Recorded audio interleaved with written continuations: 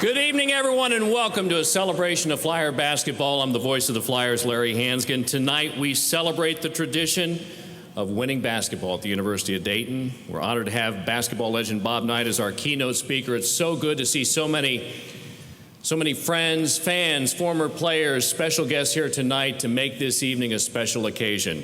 And to begin it all, I'd like to invite the University of Dayton Rector, Father Paul Marshall, to the stage for the invocation.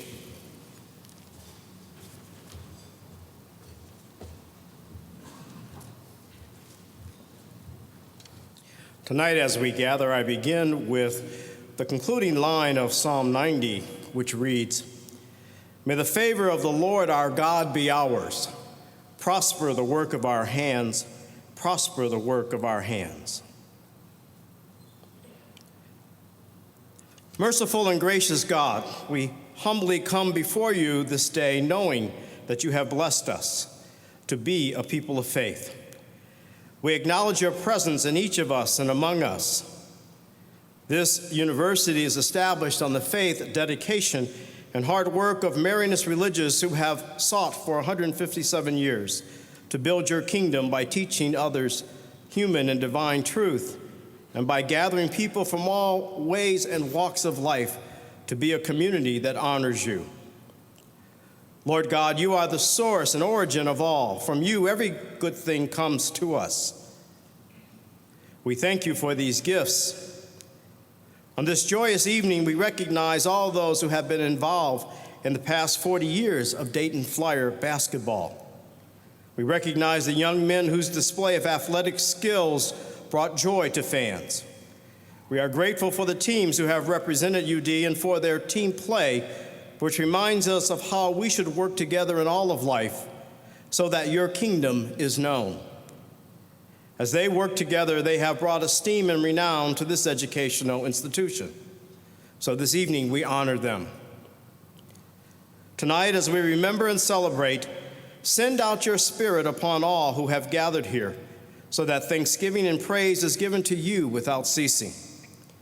May we always remember that it is the game of life in which we all seek to be victors. So we entreat you, our good God, to place your kindness in our hearts. Grant that all who have assembled find the enrichment of community and together offer you praise. We pray all this through Jesus Christ, who lives and reigns with you in the Holy Spirit forever and ever. Amen.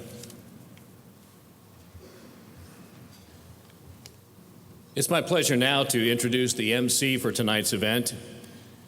Jay Bilas was a four-year starter for Duke, where he helped lead the Blue Devils to the 1986 NCAA title game. He was then an assistant coach for Duke from 1990 to 1992. At the same time, earned his law degree from Duke's Law School. A short time later, he then chose honest work and entered the noble, sacred, and prestigious field of sports broadcasting. He joined ESPN in 1995, is currently a game analyst and a studio analyst for College Game Day, College Game Night, halftime shows, and post games. In addition, Bilas is a regular contributor to ESPN News, ESPN Radio, and is a featured writer on ESPN.com. Sports Illustrated has called Bilas the best analyst in college basketball. We are very pleased to have him here tonight. Please welcome Jay Bilas.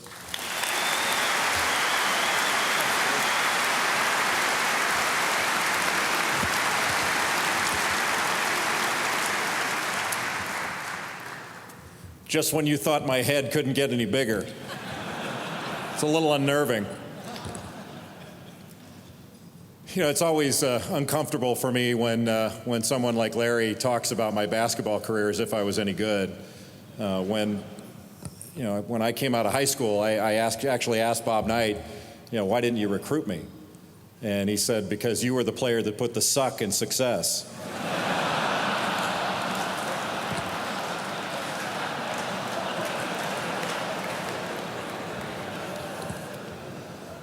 But tonight is about excellence.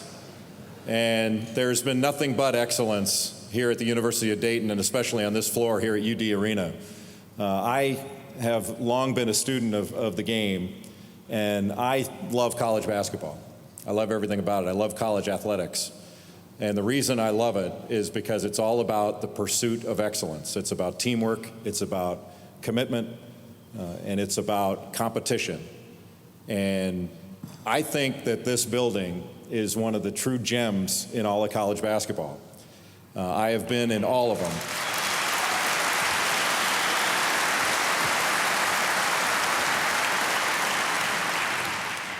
I've been in all of them.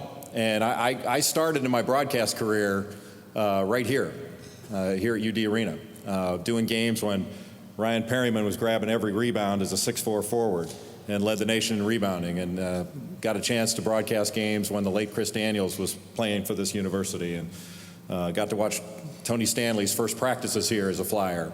And every time I came here, I would always talk with my broadcast partners and say, you know, people talk about great fans and fans that are passionate and loud, and Dayton's got that, but they've got something better. They've got knowledgeable fans.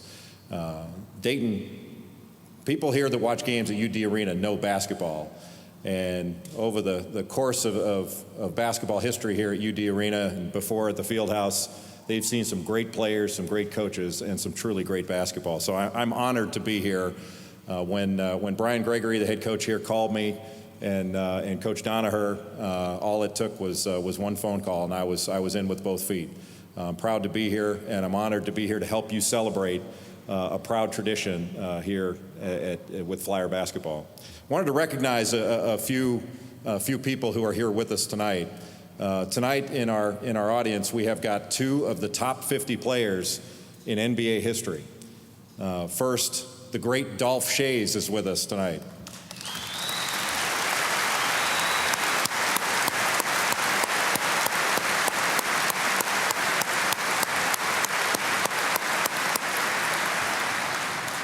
And also with us, an All-American from the University of Cincinnati, played in the NBA for umpteen years, one of the greatest players ever to lace them up. Oscar Robertson is here as well.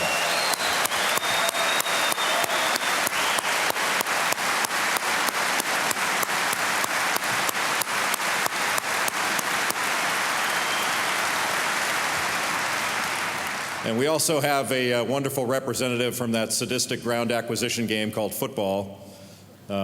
Was the head coach at Notre Dame and also at the University of Akron. Jerry Faust is with us this evening.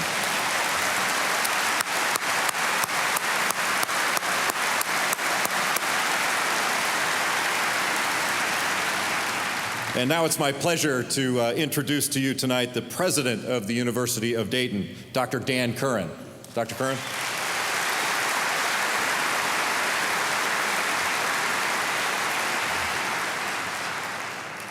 Thank you, Jay. I'd like to thank all of you for being here tonight to support Flyer basketball. About 2 years ago, I was at a Miami Heat game with Milt Canner, and he said, we have to do something to honor all those athletes, the coaches, the students, the fans, who are part of Flyer basketball. We came back to Dayton, and we said the one person we have to work with is Coach Donaher. So Milt, the coach, and I met, and we said, this is an event we need to have. We need to acknowledge the past. So let me start by being the first individual to thank Milt and the coach for pulling this all together this important night. So Milt, could you stand up? And Coach Donaher,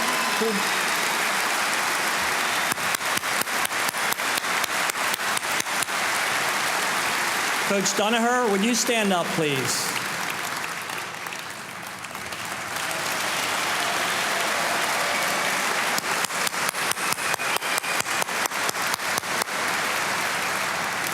I knew I was on a great team with Coach Donaher and Milt Canner, so this is going to be a great success. I'd also like to thank Coach Knight and Jay Billis for being here tonight. I know they had to go out of the way to be here, so Coach Knight, thank you. Jay, thank you very much.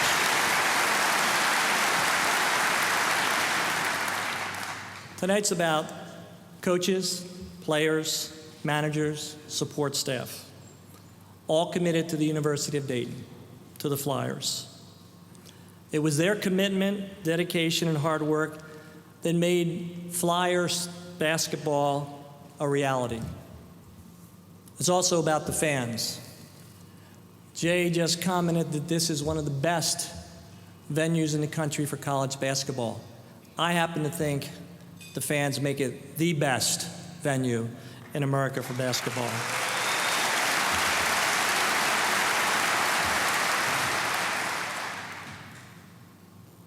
Later tonight, you'll hear in a presentation that someone once told former coach Tom Blackburn that he would never fill the field house, as it was known at that time.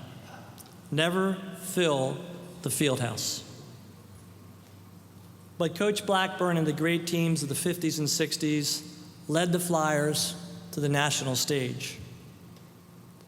Not only was the field house filled to capacity, their success culminated in a run to the national championship in 1967 and gave birth to the UD community.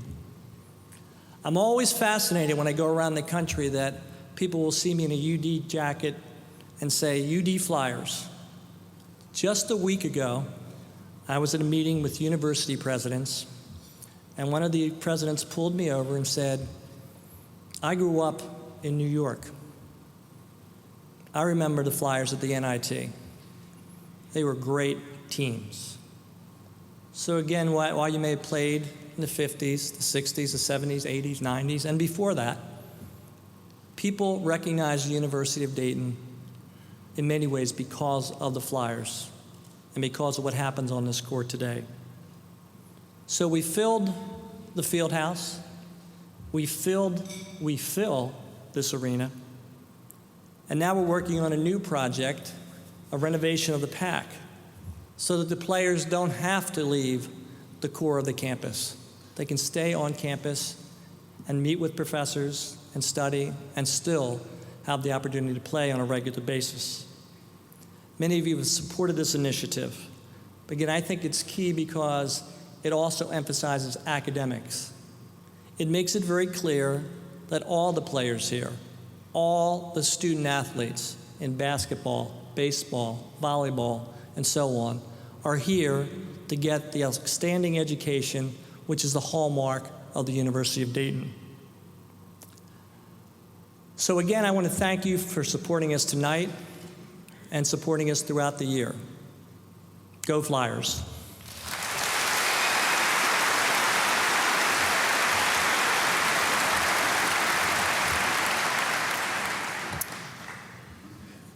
My next introduction is of your current head coach, a guy that I've known for a lot of years and have admired very much. Brian Gregory is one of the hardest workers in college basketball and one of the most passionate coaches, and I think is doing a fine job of building this program up to what UD expects and deserves. I did have one concern about tonight in introducing Brian, is his ability to see over the podium.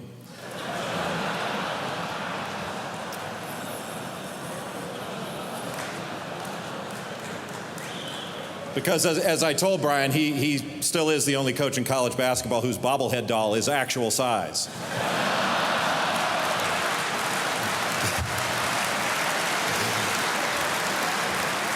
But Brian Gregory is a good friend and a fine basketball coach, and the Flyers are in great hands. Brian Gregory.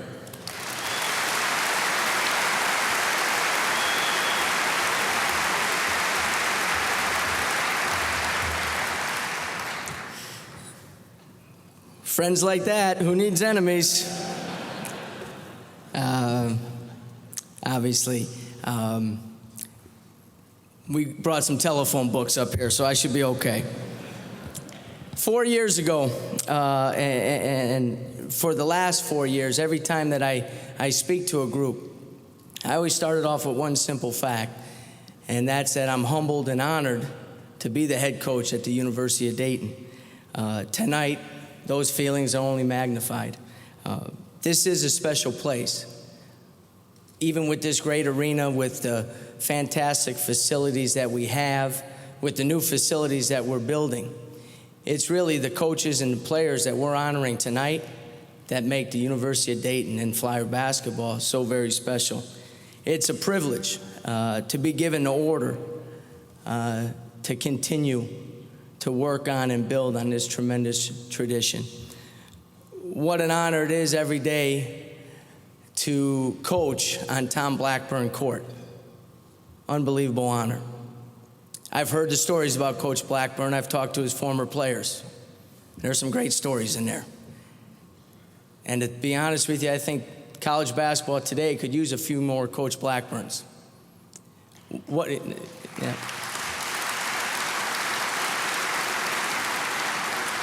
an honor to walk into work every day in the Danaher Basketball Center.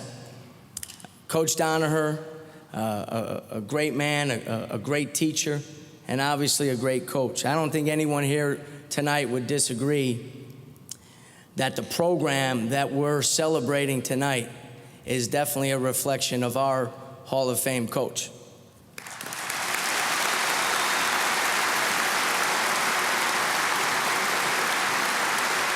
Couple things real quick. One of my favorite guys around, we introduced 2 of the top 50 all-time NBA players, and I think everybody, including myself, because all the stories, thought that Bucky was going to stand up on that.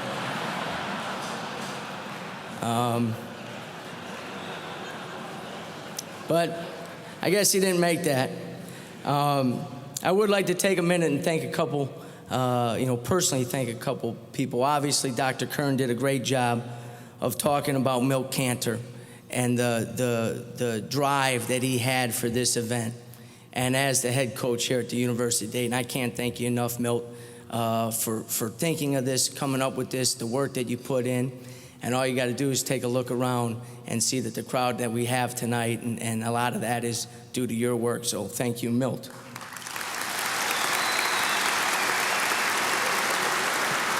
I'd like to thank Jay Billis. I wrote this before he made those initial comments, for taking time out of his very busy, unbelievably busy schedule to help us celebrate our tradition. During Jay's senior year at Duke, he got to enjoy something that all college basketball players dream of. He was an impact player, a main player, and helped his team reach the Final Four. That night, the Duke Blue Devils beat the Navy Midshipmen 71-50, giving Coach K his first trip to the Final Four. I was a freshman on that Navy team. So now I'm really pissed off at Jay. I'll give you the stat line. Jay's stat line, 26 minutes, 10 points, 10 rebounds. My stat line, 35 seconds, 0 points, 0 for 1 from the field, and 2 turnovers. I always felt if I got a little better opportunity, a little more time, and maybe the game would have been a little different at the end. But obviously, I appreciate Jay taking time out. The best analyst. He's great for college basketball. And what an honor to have him here. Obviously, I also like to thank Coach Knight for playing such a big role in tonight's event.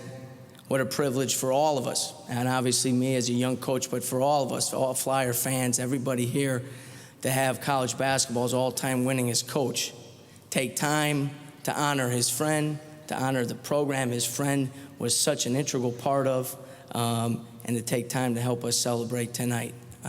Just unbelievable to have Coach Knight here. A Flyer fan, yeah.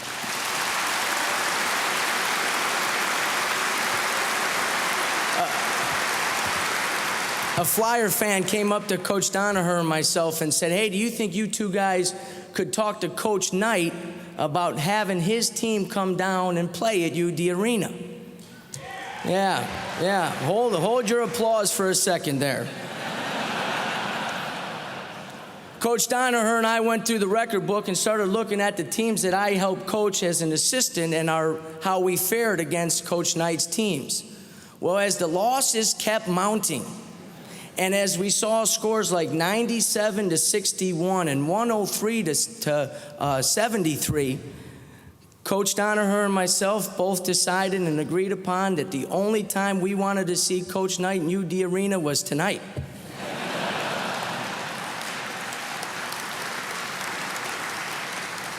We all know that Friday marks the beginning of the 2007 and 2008 basketball season. Teams around the country will begin practicing. But tonight, for the Dayton Flyers, our season starts. Tonight marks the beginning of our season. I can't think of a more exciting way to tip off our season than to celebrate the history, the tradition, the success of Flyer basketball. When I was fortunate enough 4 years ago to get the head coaching job here at the University of Dayton, my number one and my first objective was to get the former players back involved in our program. I thought that was very, very important. I also wanted our current players to understand the type of men that paved the way for them to enjoy the first-class program that they're a part of today. And I think it's very important that we emphasize that. And to tell you the truth, tonight, we can bridge that gap, okay? We're honoring our former great players and coaches, and our current players are here in attendance.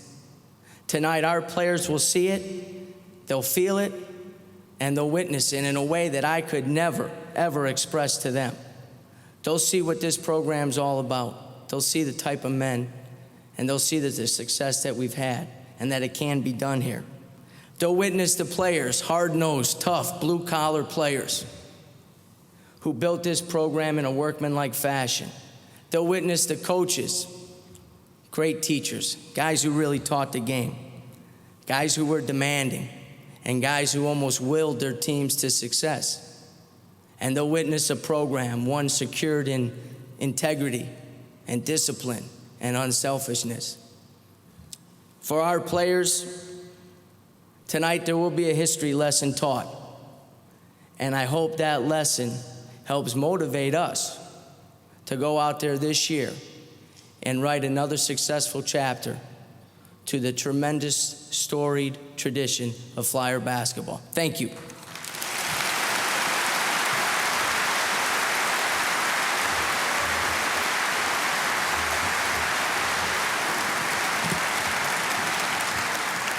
Brian, I was pretty proud of that Final Four appearance till you told me that you played in that game.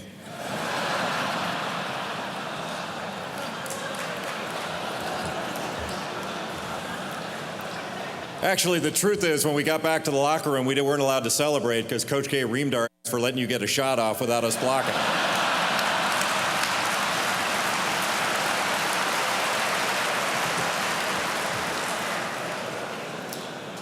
But I digress.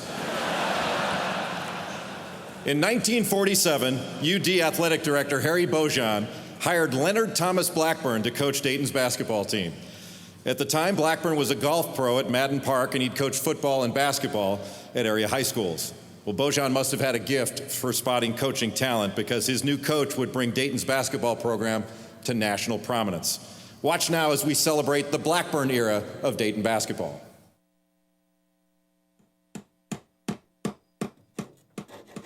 In 1903, people living on Hawthorne Street in Dayton, Ohio, heard the sounds of hammers, saws, and a sewing machine. Their neighbors, Orville and Wilbur Wright, were busy constructing their Wright Flyer. That same year across town, a different sound could be heard, the sound of a basketball legacy being constructed. The first page in this history belongs to the St. Mary Saints of 1903. Early records are sketchy, but it is known that the 1906-07 Saints went undefeated, posting a 14-0 record. But for nearly 50 years, basketball was overshadowed by Flyer football. Unlike the Wright brothers airplane, Flyer basketball couldn't seem to get off the ground. Losing seasons became routine. Then the university made a commitment to build a first-rate basketball program. In 1947, the University of Dayton hired Tom Blackburn as their basketball coach. Blackburn had never coached at the college level, but in 4 short years, Blackburn's Flyers would be playing for the NIT championship at Madison Square Garden in New York. Blackburn had coached high school football and basketball In 1942, his Xenia High School basketball team won the state championship. But Coach Blackburn inherited a UD team that posted just 4 wins against 17 losses. His first season, they ended up 12-14. It would be his first and only losing season at UD. For each of the next 16 seasons, Blackburn produced winners. Coach Blackburn was poised to lead UD basketball into the modern age, but the team didn't really have a place to call home. They were playing home games off campus at the Montgomery County Fairgrounds Coliseum. As part of their commitment to a first-class basketball program, the university's administration pledged to build the UD Fieldhouse. On May 3, 1949, ground was broken. The project faced considerable on-campus opposition. "You'll never fill the place," warned one well-known member of the Society of Mary. But with a new coach and a new arena came a new spirit. The Fieldhouse was the place to be, and before long, the Fieldhouse was sold out for every game. There wasn't any better atmosphere any place than at the Fieldhouse. When you played at the Fieldhouse, all 4 sides, the feet of the spectators were right up to the floor. The shrill was so loud over there for a big game, you couldn't hear. But to keep the Fieldhouse rocking, it would take more than a new coach and a new facility. It would take great teams, and that's exactly what the Flyers of the 1950s delivered.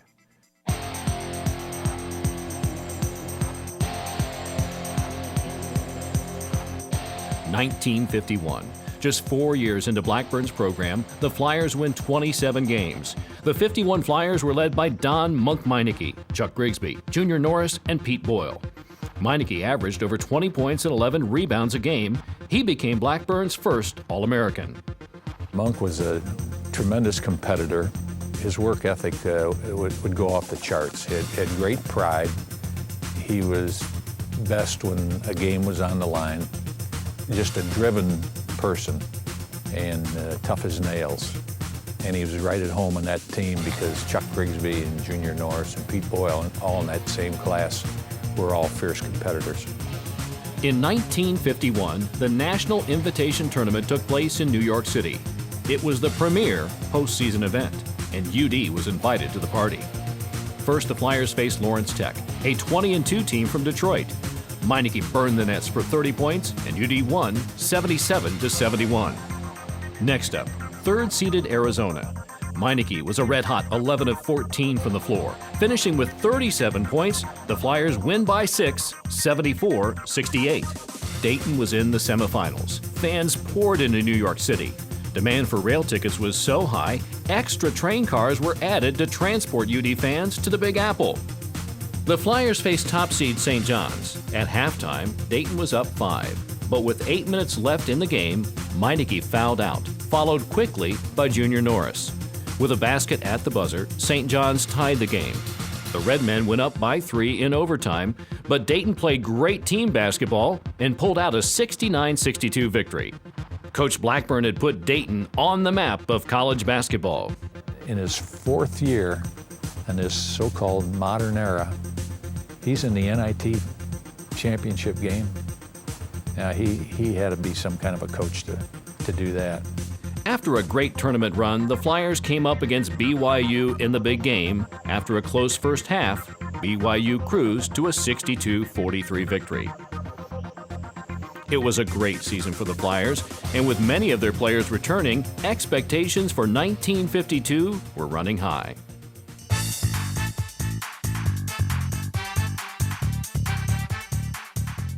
The 52 Flyers marched through the regular season, posting an impressive 28 wins against 5 losses. For many, the most unforgettable moment was the tribute that UD fans gave to Don Meineke as he left home court for the last time. Cy Burek, sports editor of the Dayton Daily News, wrote, "It was an explosion, deafening, with almost everybody in the overcrowded arena on his feet."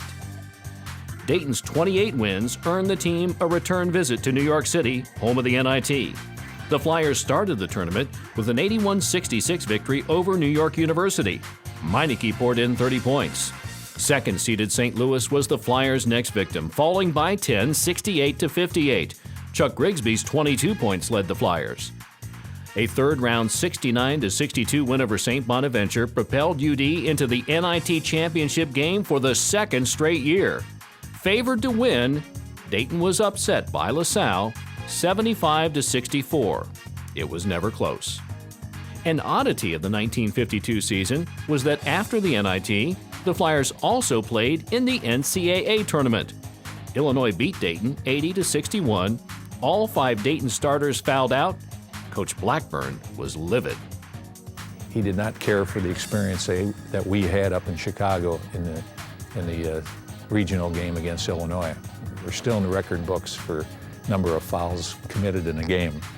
And that didn't endure him to that tournament, so he stayed with the NIT, and that didn't make him very popular with the NCAA hierarchy.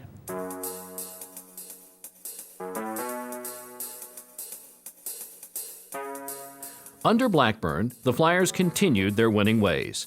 The 1955 Flyers were ranked as high as number 4 in the country. Compiling a 25-4 record, the team was led by All-American John Horan, Jack Salee, Chris Harris, and Bill Ewell. Once again, at season's end, the Flyers were back in the Big Apple, playing in the NIT. Dayton started the tournament by thumping St. Louis 97-81. Salee and Horan combined for 62 points. Round 2 produced an unlikely hero for the Flyers. Losing to St. Francis, Carmen Riazzi, a sophomore averaging less than 3 points a game, hit a clutch basket that sent the game into overtime. Dayton went on to win 79-73. Dayton was back in the NIT championship game for the 3rd time in 5 years, but the 3rd time was not a charm. UD lost to Duquesne 70-58.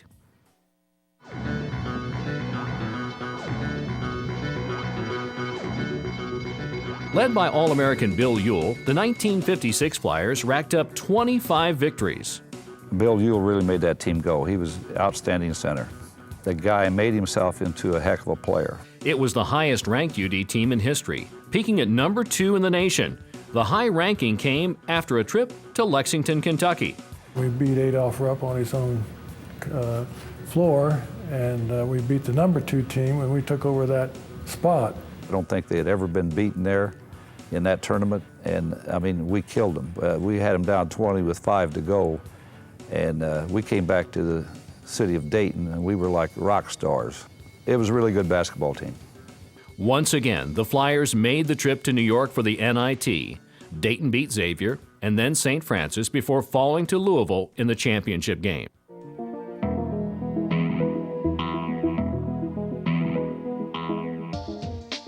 At the start of the 1958 season, the Flyers were a question mark. Blackburn was really concerned that what kind of year we were going to have, and it didn't appear on paper that we were going to be very good. By Dayton standards, the team was small. Boy, we could play some defense. We could get after people. We had great chemistry. Everyone got along. Unranked at the time, the Flyers defeated number 15 Seattle, a team led by future NBA star Elgin Baylor. The 81-75 victory started the Flyers on a 16-game winning streak. Back in the NIT, Dayton beat Fordham behind a career-high 26 points from Frank Case. In the second round, the Flyers demolished St. John's 80-56. In what had become a familiar scenario, Dayton was once again in the championship game. The opponent? The Xavier Musketeers. In the regular season, Dayton had beaten Xavier twice by a combined total of 21 points. But this was a different Xavier team.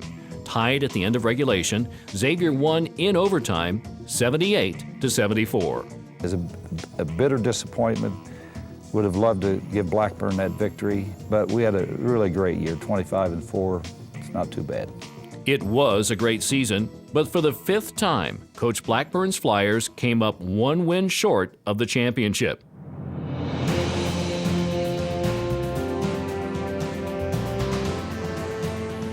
The 1961-62 Flyers were led by co-captains Tom Hatton and All-American Garry Roggenburk.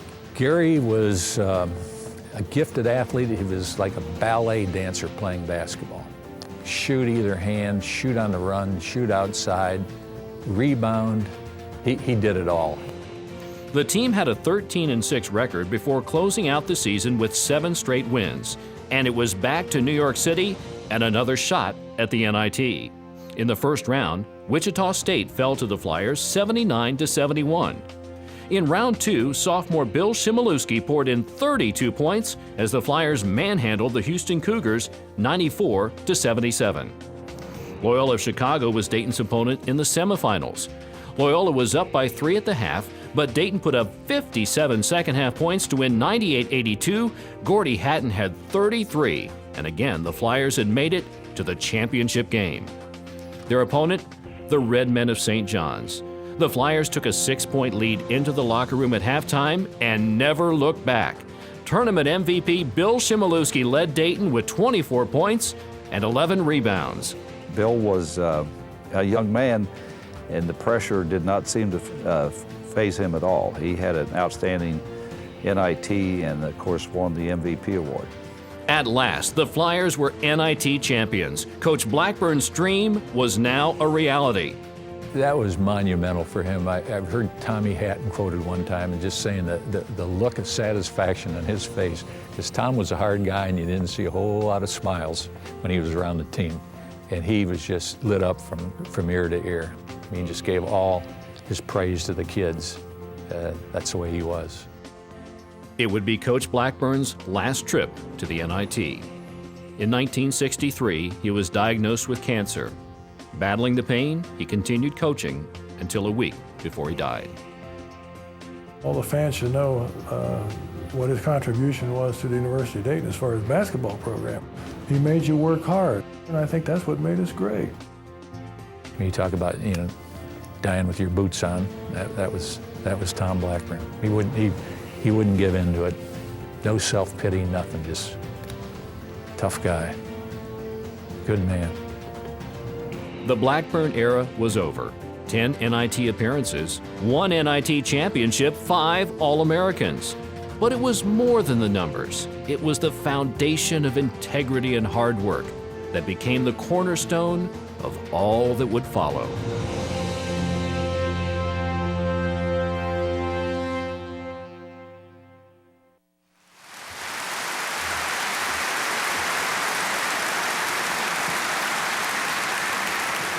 We'd now like to recognize the 5 All-Americans under Tom Blackburn. Don Monk Meineke did more to establish Dayton as a national power than perhaps any other player. He led Dayton to its first NIT, where the Flyers reached the title game in both his junior and senior seasons. He was the Flyers' first 1,000-point scorer, finishing his career with 886 career points. Let's hear it for Don Meineke.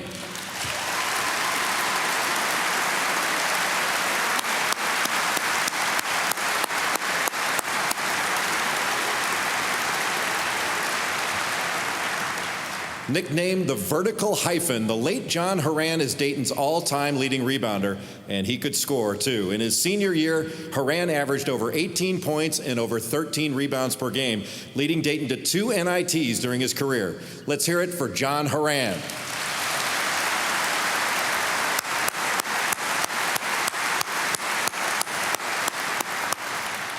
Seven-footer Bill Ewell was a dominant force in the paint for Dayton in the mid-1950s as the Flyers climbed to a #2 national ranking. In his career, Ewell averaged over 18 points and just under 15 rebounds per game and played in 3 NITs. But his most prized Flyer memory was watching his son, Bill Ewell Jr., play for Dayton in the late 1980s. Ladies and gentlemen, Bill Ewell.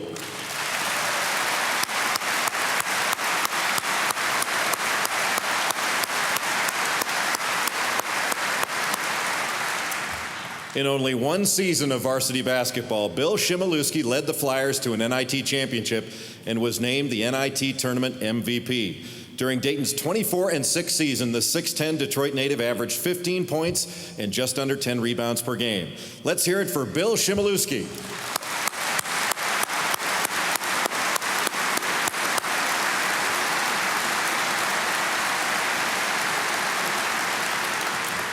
In just his 3rd college game, Garry Roggenburk grabbed 32 rebounds. To this day, a Flyer record for most rebounds in a single game. Roggenburk was the leading scorer on Dayton's 1962 NIT championship team as a senior, and was also a heck of a baseball pitcher playing in the major leagues. Ladies and gentlemen, Garry Roggenburk.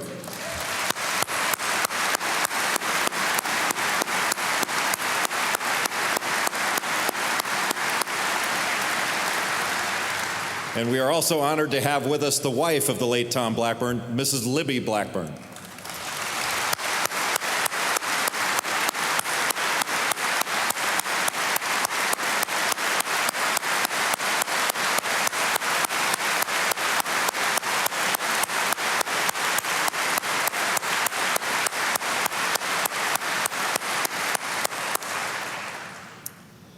The passing of Tom Blackburn brought a lot of questions. Would Dayton continue as an elite national program? And who would take over as head coach? Well, the answer to the first question was yes, in large part because of the answer to the second question, when Dayton took a chance on a young assistant coach named Don Donaher.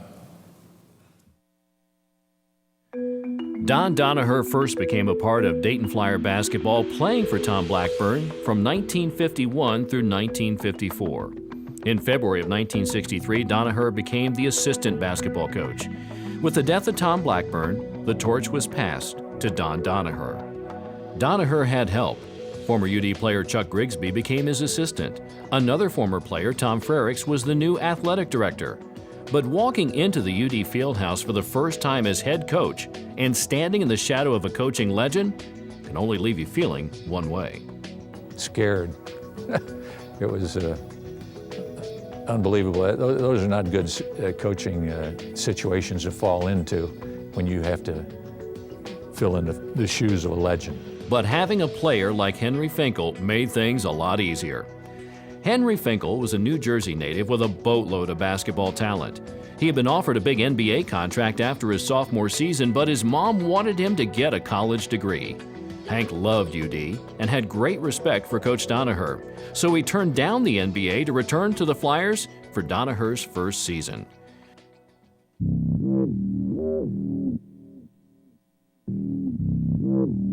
In the 1964-65 season, Big Hank led the Flyers to a 22-7 record. By this time, the NCAA tournament was the premier postseason tourney, and Dayton was invited. The Flyers played Ohio University in the first round. Tough defense by Captain Bob Sullivan helped Dayton pull out a 66-65 victory. But in the next round, the Flyers were soundly beaten by number 1 ranked Michigan, led by Cassie Russell. For the season, Finkel scored 733 points, and his field goal shooting of 63% is still a Flyer record. Henry Finkel, outstanding free throw shooter, had an unbelievable hook shot. Maybe he was one of the best centers in the country at that time. After that season, Finkel was redrafted and offered even more money, but he chose to stay at UD. He returned to school when he didn't have to, and that's why Henry Finkel is high, high, high on a pedestal in my life.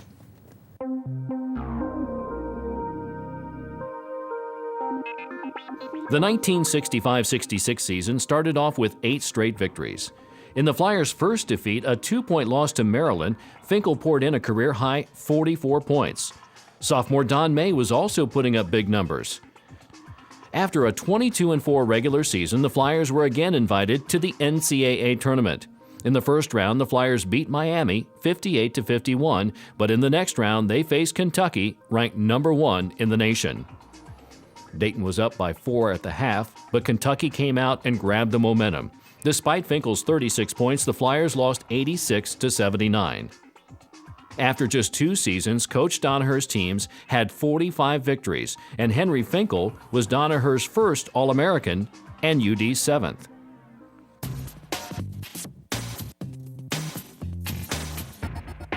The 1966-67 season was a special one.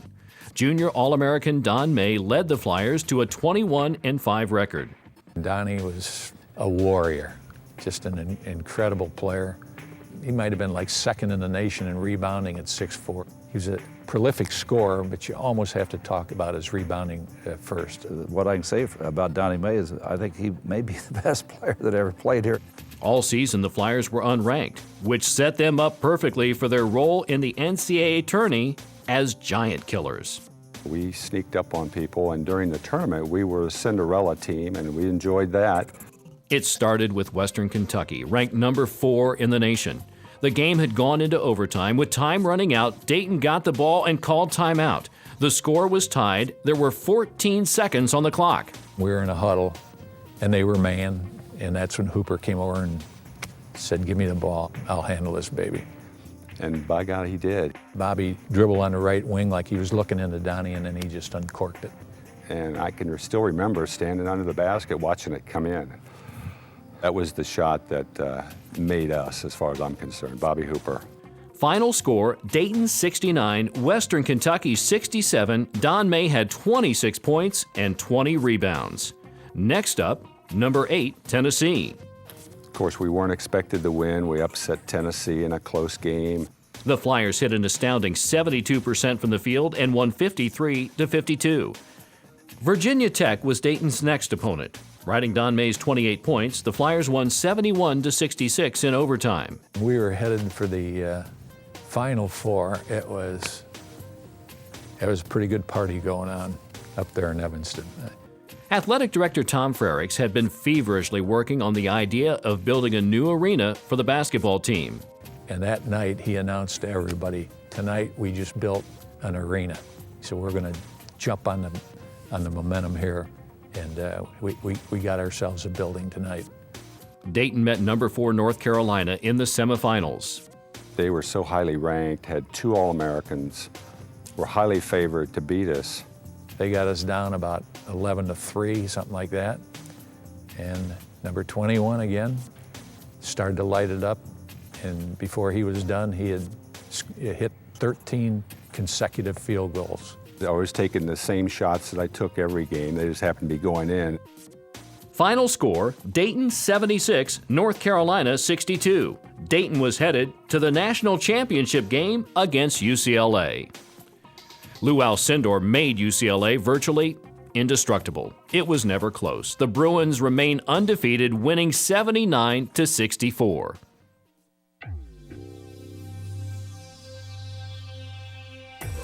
The 1967-68 Flyers had high expectations. 6 of the top 7 scorers were returning, but by January 23rd, the team had only 7 wins against 9 losses. I know Coach Donaher was really tormented about the way we started. And we put together a lineup that gelled, and the chemistry got better, the play got better, and we ripped off our last 10 games to go to 17-9. And the NIT had gone to a field of 16, I believe, for the second year, and we were about the last dog in. Dayton started strong. Powered by Dan Obravic's 30 points and 13 rebounds, the Flyers cruised past West Virginia 87-68. In round 2, Dayton came up against the Fordham Rams. Don May had 28 points and 13 rebounds. In the final seconds, clutch free throws by Dan Obravic put Dayton up by 3. Fordham rushed down the court for a quick shot. Dayton still up by 1, fumbled the inbound pass, giving Fordham a chance to win the game. The rebound was batted away by Obravic, and the Flyers won 61-60. Next up, Notre Dame in a classic overtime thriller. Don May poured in 32 points and grabbed 13 rebounds. Bobby Hooper, playing with an injured hand, scored 18. The 76-74 victory propelled Dayton into the NIT championship game against the Kansas Jayhawks. The Flyers had a little help on their way to the final. Bob Knight was coaching at Army, and his team had played both Fordham and Notre Dame. Coach Donaher called Knight and asked for any insights he might have. Coach Knight shared his scouting report with the Dayton coaches. The stuff Bobby gave us really helped. We didn't have film, for one thing. So then, after we won that game, the next morning, he called me and said, "I got you in the finals. I don't know anything about Kansas. You're on your own." So that was it. But that was the beginning of our friendship. In the first half, it was all even. The score was 25-25 at the break, but Don May took charge in the second half, and the Flyers never looked back. The 61-48 victory gave Dayton the NIT championship. Don May was the tournament's most valuable player. We had the final hug on the sideline with Hooper and myself and Coach Donaher, and it was the culmination of all the effort, all the years. Coach Donaher was building championship-caliber teams, and UD, led by Tom Frericks, was building a championship-quality arena. On November 7, 1968, ground was broken. December 6, 1969. With finishing touches being completed that morning, UD plays and wins its home opener in the new arena.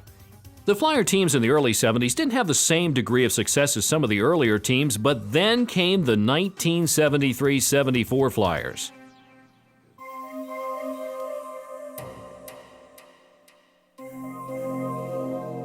That was a very good, explosive team. And we were back in the NCAA after being out of the tournament for 3 years. In February, the NCAA bid was far from certain. The Flyers were 13-7, but they won their next 5 games. Then second-ranked Notre Dame came to town. They came in here highly rated. They had broken UCLA's streak that year. I don't know that I've ever seen the place on fire like it was that night. Donald Smith put on a show. He was absolutely amazing. It was a blowout. Dayton 97, Notre Dame 82. In the first round of the NCAA tournament, the Flyers beat Cal State Los Angeles 88-80. Dayton now faced UCLA in the second round. The Bruins had won the last 7 NCAA championships. Led by Bill Walton, UCLA built a big lead.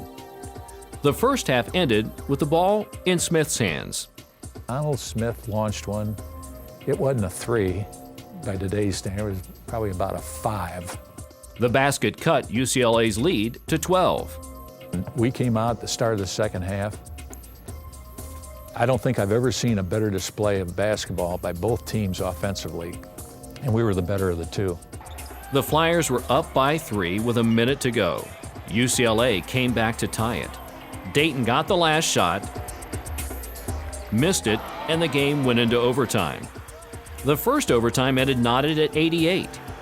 UD and UCLA traded baskets in the second overtime. With the score tied, Dayton had the ball as the clock ticked under 10 seconds. UCLA gets the steal. A shot for the win. No. In the third overtime, UD finally ran out of gas, and the Bruins took control. Mike Sylvester and Donald Smith combined for 59 of Dayton's points. Veteran sports announcer Dick Enberg said, "The Dayton-UCLA game was one of the top 5 games I've ever called."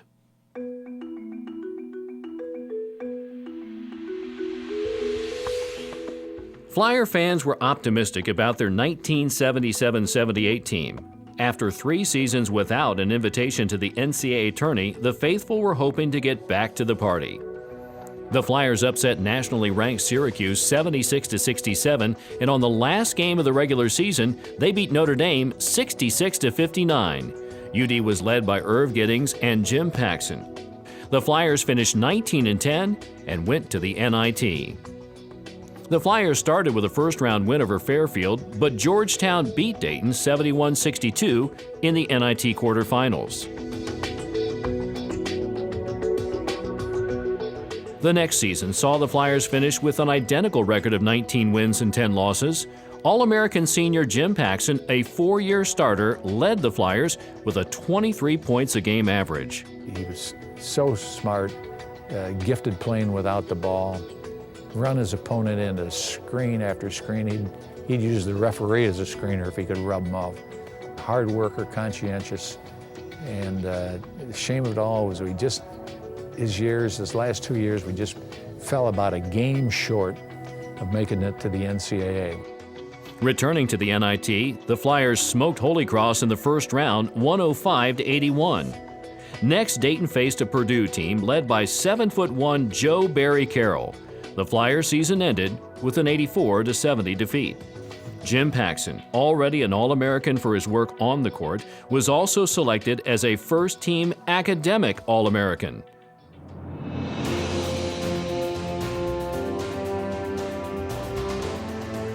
The 1983-84 Flyers started the season knowing it had been 9 years since Dayton had been to the NCAA tournament. And the way the season started, it looked like they wouldn't make it to the party this year either. At that particular year, I believe we were 7-7. And we had a very slow start. We had an identity crisis. But the Flyers began to learn just who they were and what they could accomplish. On February 18th, third-ranked DePaul came to Dayton. The visitors had a 5-point lead at halftime. With 5 minutes left in the game, the Blue Demons were up by 11.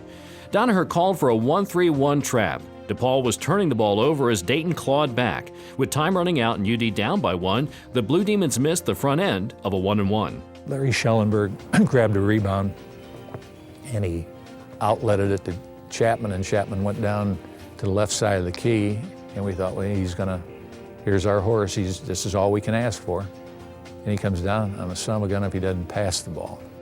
Pass to Ed Young, he had great position.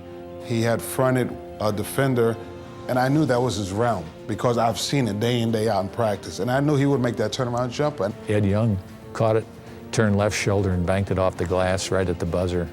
And it was electrifying. It was like you're electrocuted. I mean, we're from death to life.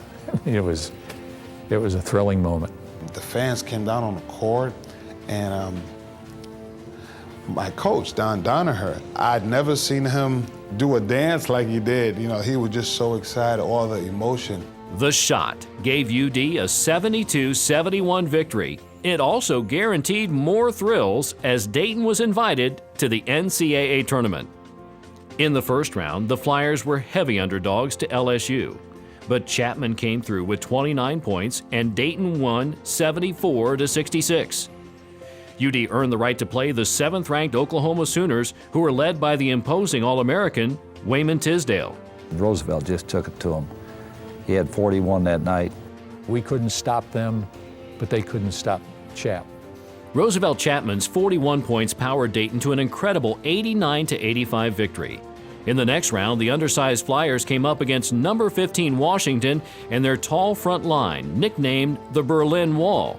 Chapman took charge in the second half. Outstanding free throw shooting sealed the victory, 64-58. But the party was about to end. A strong Georgetown team featuring Patrick Ewing put an end to the Flyers season. In command all the way, the Hoyas won 61-49. Dayton finished the year at 21-11, and Roosevelt Chapman ended his career as the Flyers' all-time leading scorer with 2,233 points. He was a magnificent player, had all kind of charm. Crowd loved him. He was a crowd pleaser, and a real likable kid. He was a beauty to have in the program. The Dayton Flyers had always played as an independent, but in 1988, UD began competing in the Midwest Collegiate Conference. It was Coach Donaher's final year as the coach of the Flyers. Coach Donaher's teams won 437 games. They won an NIT championship and made 8 NCAA appearances. And his players learned what it meant to be a Dayton Flyer. Don Donaher, he's the man that helped me to become a man. You know, not only on the court, helped build my skills and my confidence, but as an individual, he helped me to grow up to be the man I am today. I'm glad I chose UD. I'm glad I chose him to be my coach.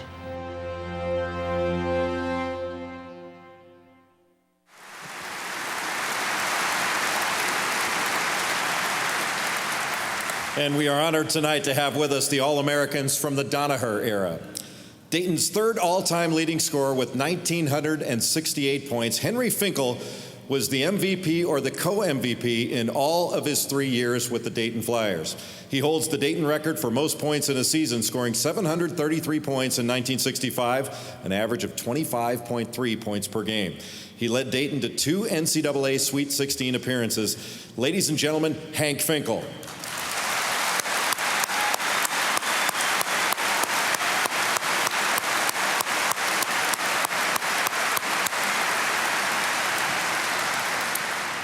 Don May grew up in what was now the UD student neighborhood, and as a kid delivered newspapers to the UD dorms. As a Flyer, he delivered on the court, leading UD to the NCAA championship game in 1967 and the NIT championship in 1968. He's currently second in both Flyer career scoring and career rebounding. Please welcome Don May.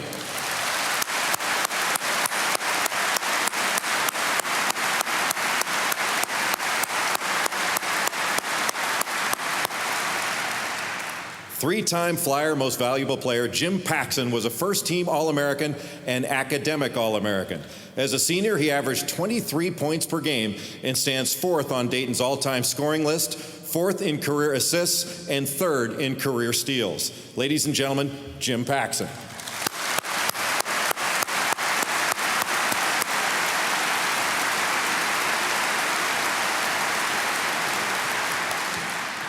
Dayton's all-time leading scorer with 2,233 career points, Roosevelt Chapman led Dayton on a magical ride to the Elite Eight in 1984, including dropping 41 points on Oklahoma. Ladies and gentlemen, Roosevelt Chapman.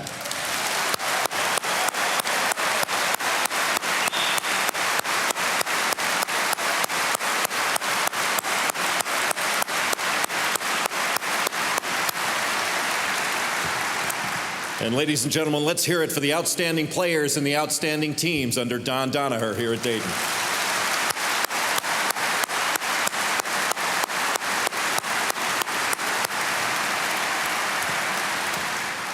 And now let's watch as we celebrate the latest chapter in Dayton basketball history, the conference era.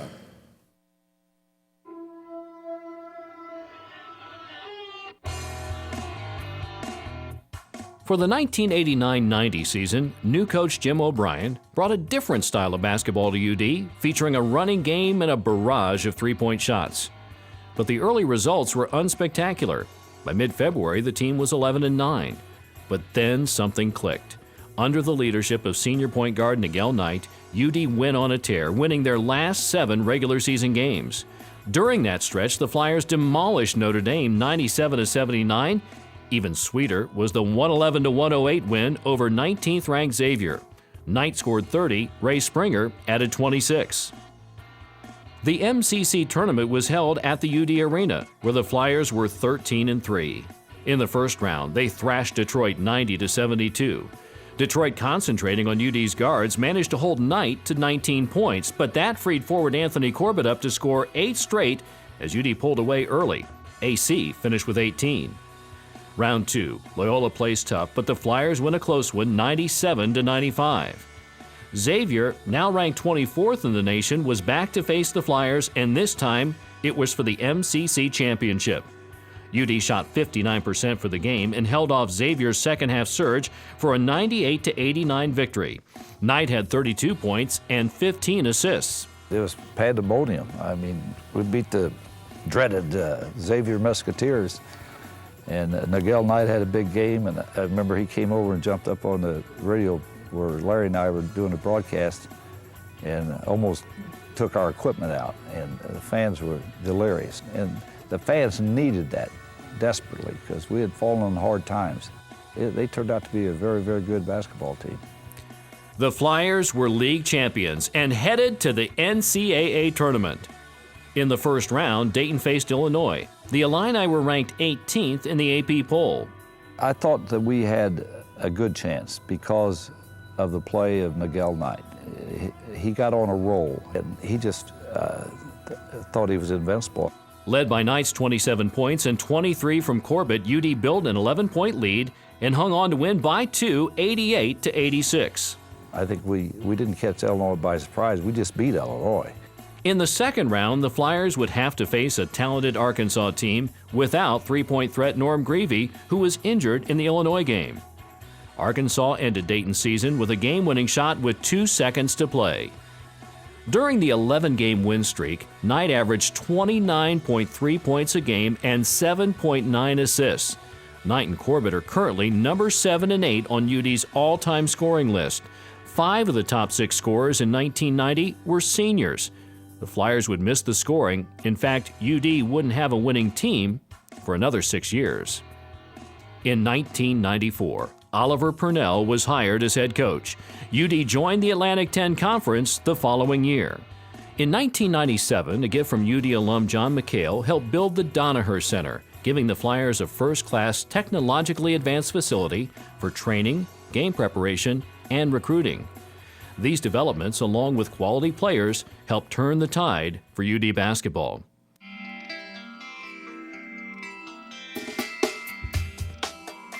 The 1999-2000 Flyers brought excitement back to the program. They won their first 3 games before facing the number 12-ranked Kentucky Wildcats. Tony Stanley scored 23 points, including 2 clutch three-pointers. The 68-66 victory served notice that Dayton was back. The Flyers ran their streak to 8-0 before their first defeat and finished the regular season with a 21-7 record. In the A-10 tournament, Dayton beat St. Joseph 67-64 in round 1, but the next day, St. Bonaventure knocked off the Flyers 56-50. The 22-8 Flyers were invited to the NCAA tournament. Dayton opened up against Purdue.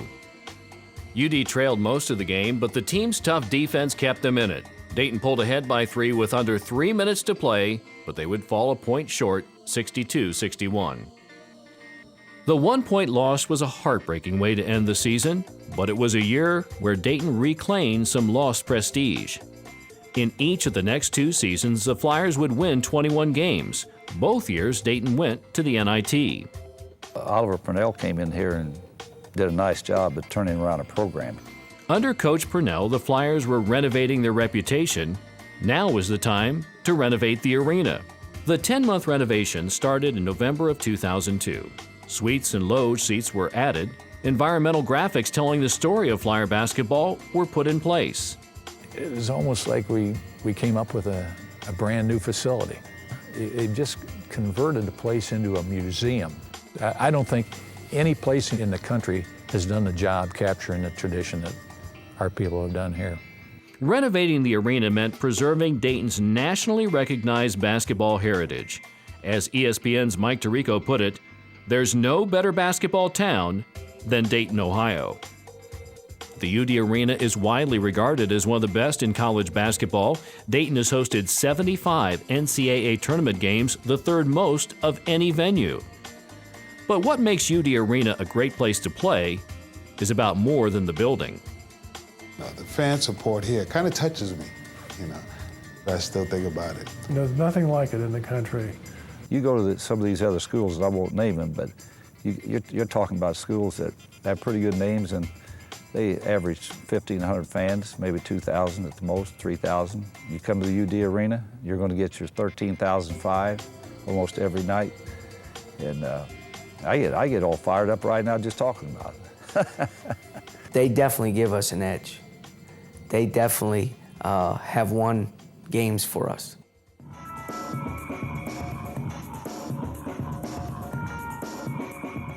The 2002-2003 Flyers showed their potential early by beating number 21 ranked Cincinnati in the third game of the season. In a tight battle with Villanova, the game went down to the wire. Big plays made by Keith Walaskowski and Mark Jones, setting the stage for Brooks Hall. Jones to Hall. Somebody get a shot up at the buzzer. It's good. Brooks Hall hits it at the buzzer. The Dayton Flyers beat Villanova 80-78. My goodness. Pandemonium in the Dayton Decibel Dungeon.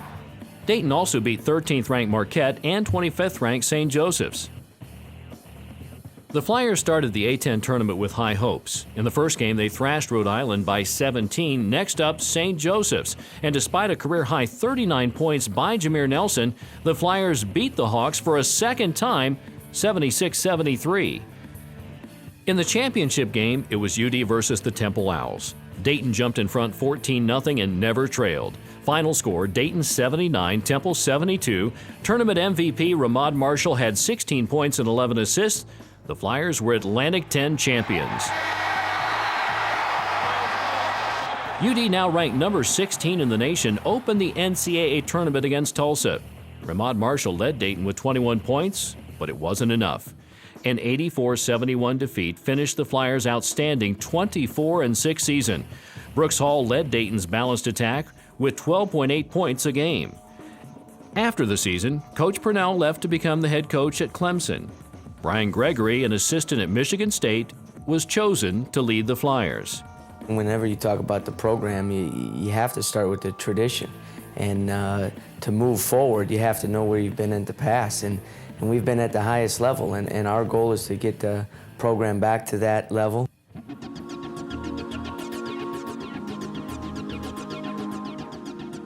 In pursuit of that goal, the 0304 Flyers began with a win over Pepperdine, followed by a trip to Hawaii to play in the EA Sports Maui Invitational.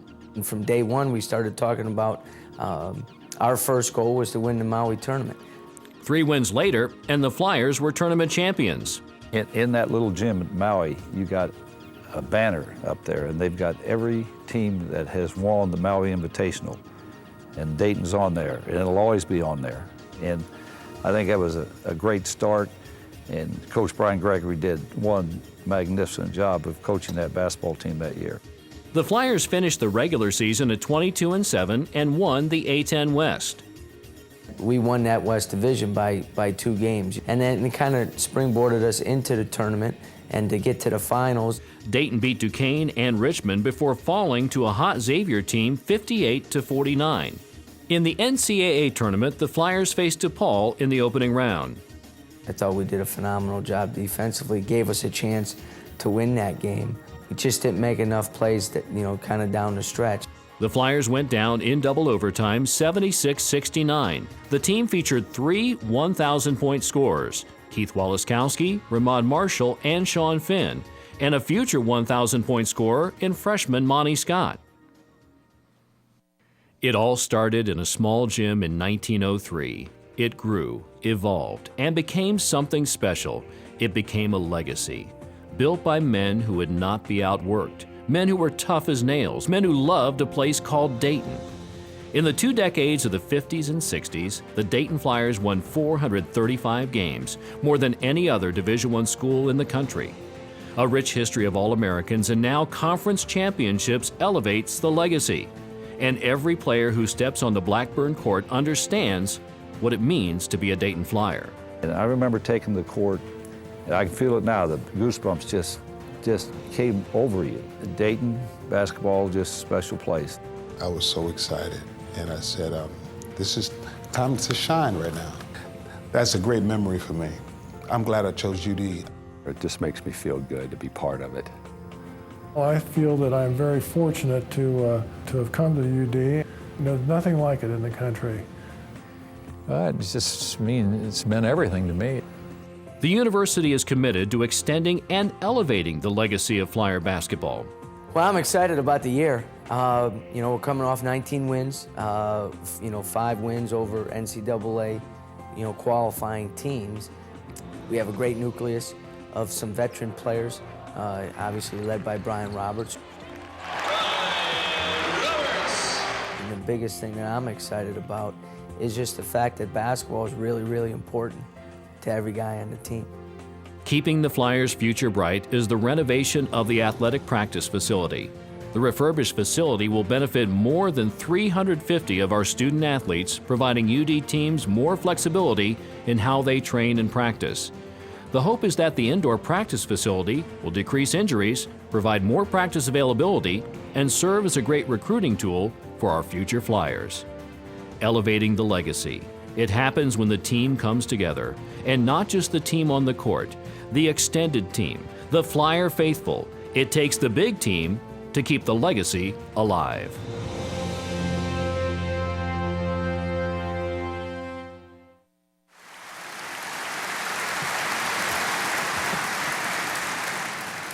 This man really needs no introduction, especially in this building, but he's going to get one anyway, whether he likes it or not. Don Donaher is synonymous with Flyer tradition. He's dedicated most of his adult life to the Dayton basketball program, and I don't like to think of myself as a complainer, but it is beyond me how Don Donaher is not in the Naismith Basketball Hall of Fame.